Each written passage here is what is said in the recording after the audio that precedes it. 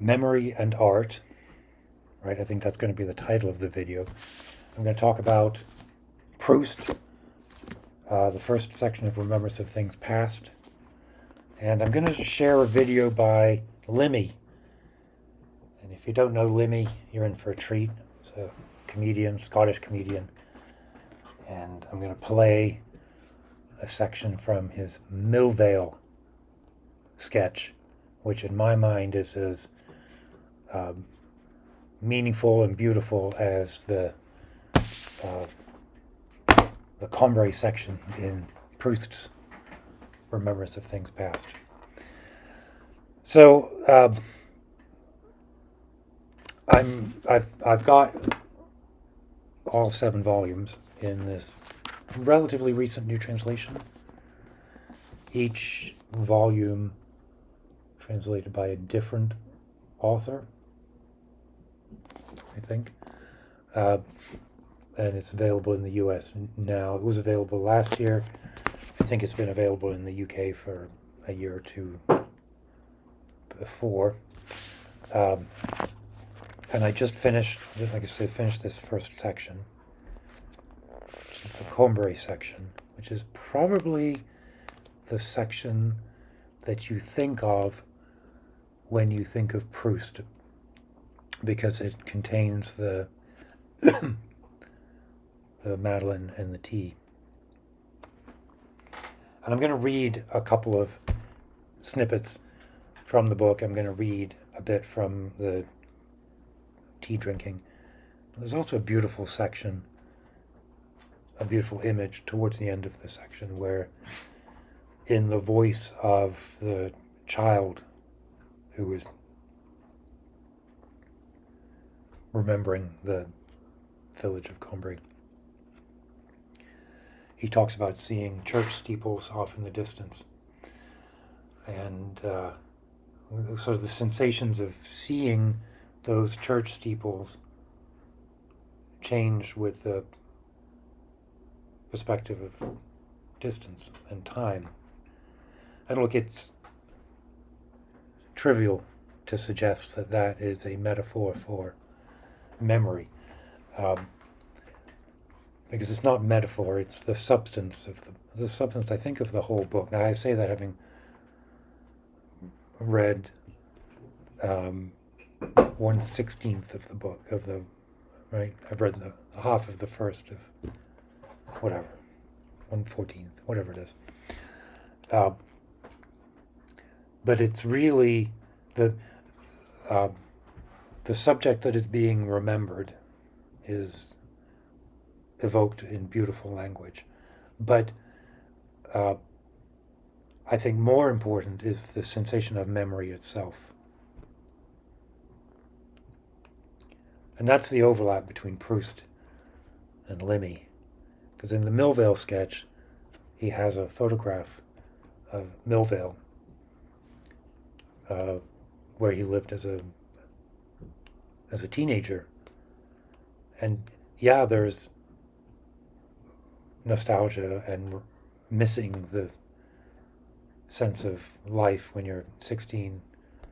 In the sketch, let's say he's 30. Right? So there's that. But same as in the Proust, the potency of the photo, the power of that object to conjure up, and the sensation of the conjuring up, not of the object that's being conjured up, although that is just as beautiful. But the act of memory. Right? It's not the funniest thing that Limmy's done. It's my favorite of his videos that I know of. The funniest one is a bus stop, a laptop at a bus stop. I think you just Google laptop at bus stop. I won't try and summarize it for you. I'll play the video in a minute, and hopefully that's not violating copyright, whatever. Maybe it is. So, the steeples, where are they? Here they are.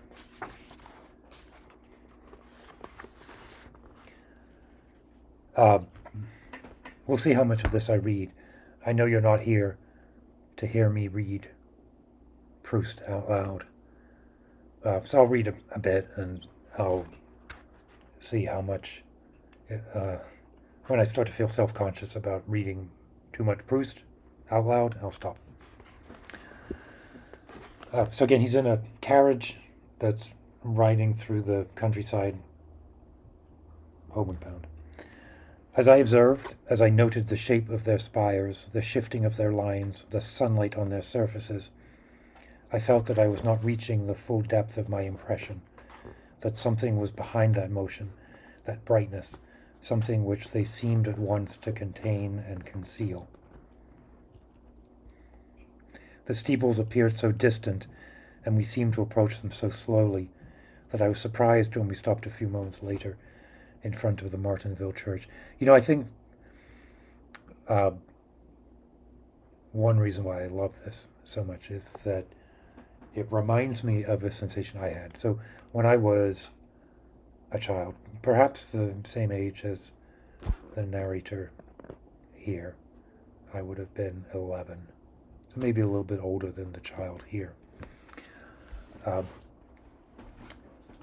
We lived in England, and I went to school in Manchester, but I lived a ways out. I lived towards Warrington, for those of you who have a map of England in front of you. And I would take the train every day into Manchester to go to school. And there were a bunch of other boys who were in the same school, and we sort of rode together on the train. I think this is where my intoxication, fascination, affection for train travel in general, but British Rail in particular. Right, this would have been 79, 80, 81. And we used to travel across a fairly abandoned stretch of moorland. I can't remember what it was called. I could Google. And in the distance were the flares, factory lights, factory flares. They would have been quite a ways off from the train track. But in my mind, they were the illumination lights at Blackpool, which were a big deal back then. Maybe they still are now. I don't know. But the roadway in front of the town of Blackpool was famous for its illuminations, and people would go and drive up and down by the beach. Very British thing to do. And we would do it periodically. We lived in that area, right?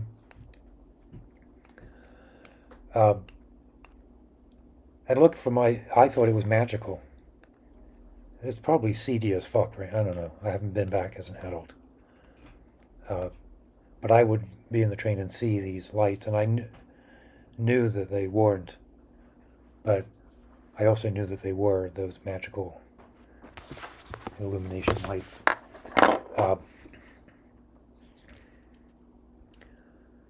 What was the... So here, yeah. Actually, wasn't Glazebrook.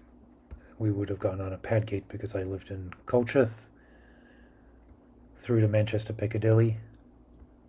And this is the area here, right? Because it was off to the left, going out home in the dark. I guess this business park. Because who knows what it was 40 years ago. It really was just a big moor. Right. Let me see. Colchester, where's Warrington? Let me zoom out a little bit. Warrington, right. So Warrington was kind of the nearest big town to Twist Green. That's where I went to elementary school.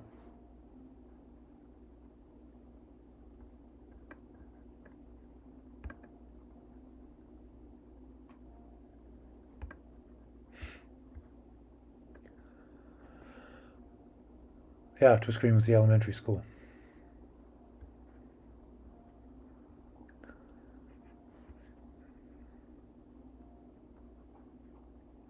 Primary school, sorry, whatever it's called. Bowden Close, that's where I lived, right there, right at the end. So we would walk down here. What was this street called? My best friend lived down here in one of these houses.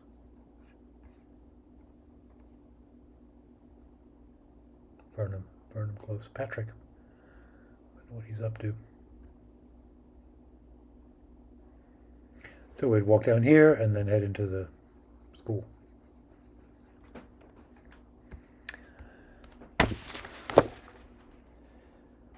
The steeples appeared so distant, and we seemed to approach them so slowly, that I was surprised when we stopped a few moments later in front of the Martinville church.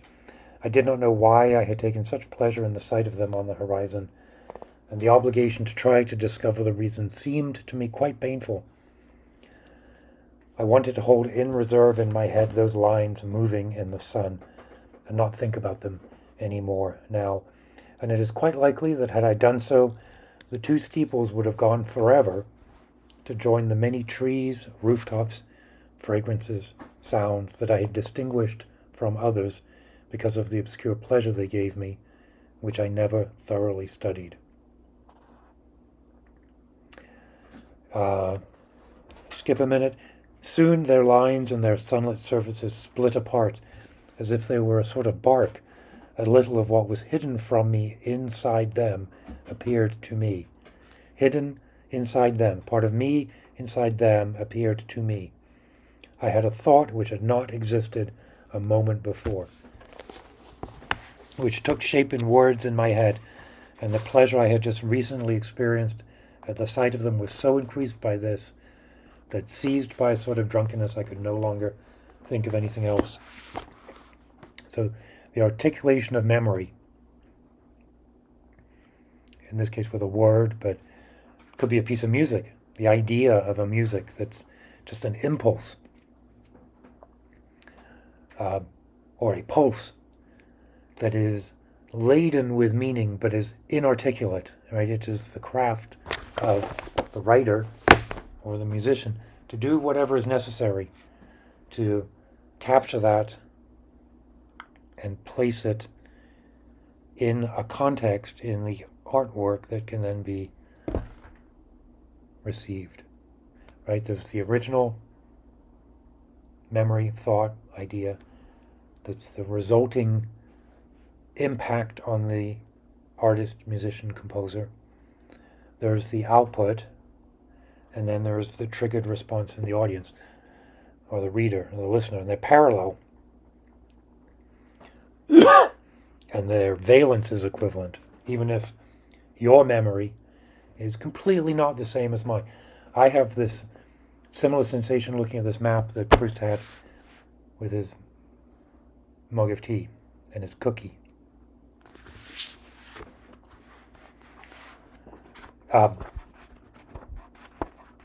can't not read from the cookie bit. But I'm not going to read the bit where he actually dunks it. So he dunks the cookie in the tea. He tastes it. An unexpected experience, which he wraps up with by saying, and then all of a sudden, his entire childhood at Combray is evoked or revealed. But in the middle, he is trying to understand what happens. He says, and I begin asking myself again what it could be, this unknown state which brought with it no logical proof, but only the evidence of its felicity, its reality. There's a lot of Proust, right? It's not thrilling to watch some guy read Proust, in whose presence the other states of consciousness faded away. I wanted to try to make it reappear. The sensation, right? Not just the memories itself, not the memories of Combray, although that's part of it, but the sensation of remembering. I find the same state again without any new clarity. I ask my mind to make another effort. For a second time, I'm skipping a little bit. For a second time, because there's only so much Proust that you can hear someone read to you, unless I don't know. Maybe unless you're in a different. Maybe if we were. Then, for a second time, I create an empty space before it. I confront it again with the still recent taste of that first mouthful, and I feel something quiver in me, shift, try to rise, something that seems to have become unanchored at a great depth. I do not know what it is, but it comes up slowly. I feel the resistance, and I hear the murmur of the distances traversed. The murmur of the distances traversed is the restatement of the memory, the physicality, the mnemonismy, mnemosyme. You know what I mean? Of the sensation, the physicality of the memory. Oof. And then there's the memory itself, all of his childhood. So let me shift to Limmy. And I'm just going to play this, and we'll watch it together. And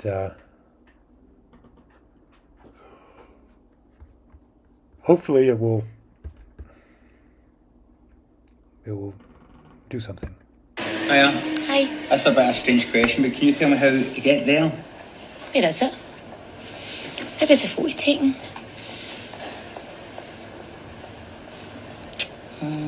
No, that's Millport.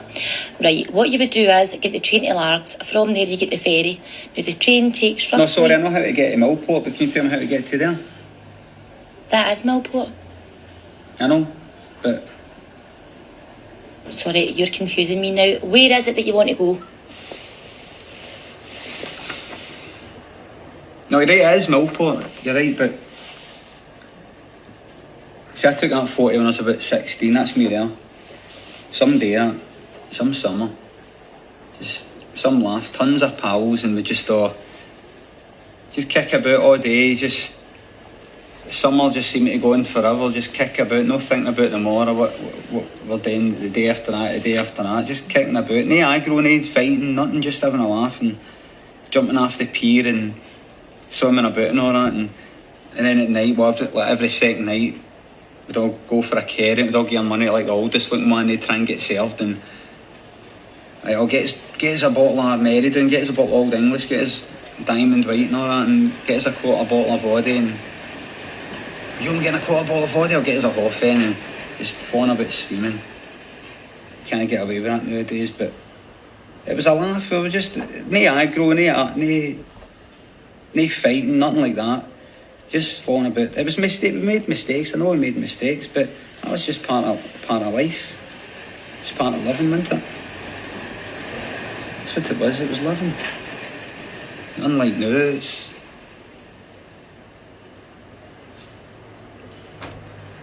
I don't want to be here anymore.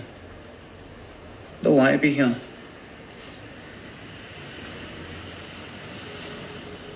I want to be there. So can you tell me,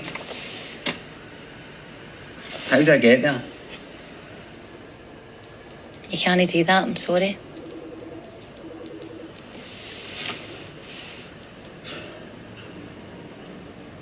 Just give us a return at logs then. $7.95.